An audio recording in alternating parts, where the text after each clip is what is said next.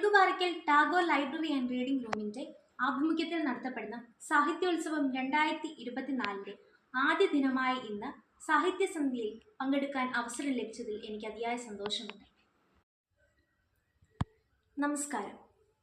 മൺമറഞ്ഞു പോയ മഹാരഥന്മാരുടെ ജീവചരിത്രത്തിലേക്ക് കടന്നു ചെല്ലുന്നത് നമ്മെ വിജയവീതിയിലേക്ക് വഴിതെളിക്കും.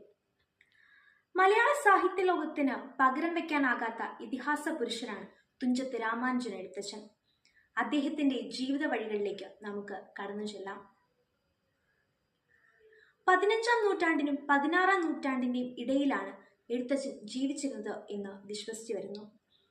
മലപ്പുറം ജില്ലയിലെ തുഞ്ചൻ പറമ്പിലാണ് എഴുത്തച്ഛന്റെ ജന്മദേശം എന്ന് കരുതപ്പെടുന്നു.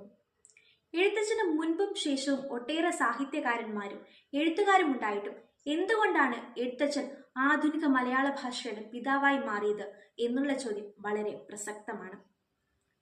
2 കൈവഴികളിലായി ഒഴുകിയിരുന്ന മലയാള ഭാഷയ്ക്ക് കൃത്യമായ ഒരു രൂപരേഖ നൽകിയത് എഴുത്തച്ഛനാണ്. പാട്ടിനെയും മണിപ്രവാളത്തെയും എഴുത്തച്ഛൻ സമന്വയിപ്പിച്ചു. സംസ്കൃതത്തിൽ നിന്നും തമിഴിൽ നിന്നും നിലനിർത്തേണ്ടവയെ നിലനിർത്തി ഒഴിവാക്കേണ്ടവയെ ഒഴിവാക്കി മലയാള സാഹിത്യ രൂപത്തിന് കൃത്യമായ ഒരു അക്ഷരമാല ചിട്ടപ്പെടുത്തിയത് എഴുത്തച്ഛനാണ്. അതുകൊണ്ടാണ് എഴുത്തച്ഛൻ മലയാള ഭാഷയുടെ പിതാവായി മാറിയത്. കിളിപ്പാട്ട് പ്രസ്ഥാനത്തിന്റെ ഉപജ്ഞാതാവും എഴുത്തച്ഛനായിരുന്നു. കിളിയെക്കൊണ്ട് പാട്ടുപാടിക്കുന്ന രീതി ആദ്യമായി മലയാളത്തിൽ ആവിഷ്കരിച്ചു. ആധ്യാത്മരാമായണം കിളിപ്പാട്ട്, മഹാഭാരതം കിളിപ്പാട്ട് എന്നിവയാണ് എഴുത്തച്ഛന്റെ കിളിപ്പാട്ട് സംഭാവനകൾ.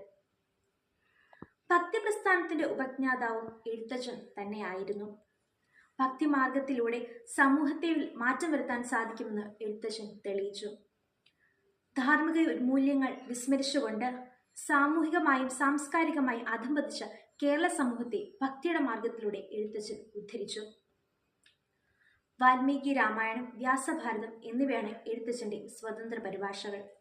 ഹരിനാമ കീർത്തനം, ഭാഗവത കിളിപ്പാട്ട്, ചിന്താരത്നം, ശിവപുരാണം, ഉത്തരരാമായണം, ദേവീ മാഹാത്മ്യം തുടങ്ങിയവയാണ് എഴുത്തച്ഛന്റെ പ്രധാന കൃതികൾ.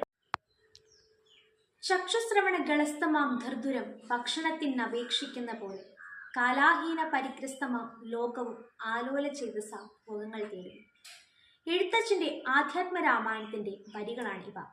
കാലിക പ്രസക്തിയാർന്ന വരികളും ആശയങ്ങളും നൂറ്റാണ്ടുകൾക്ക് മുൻപേ എഴുത്തച്ഛൻ കുറിച്ചുവെച്ചു.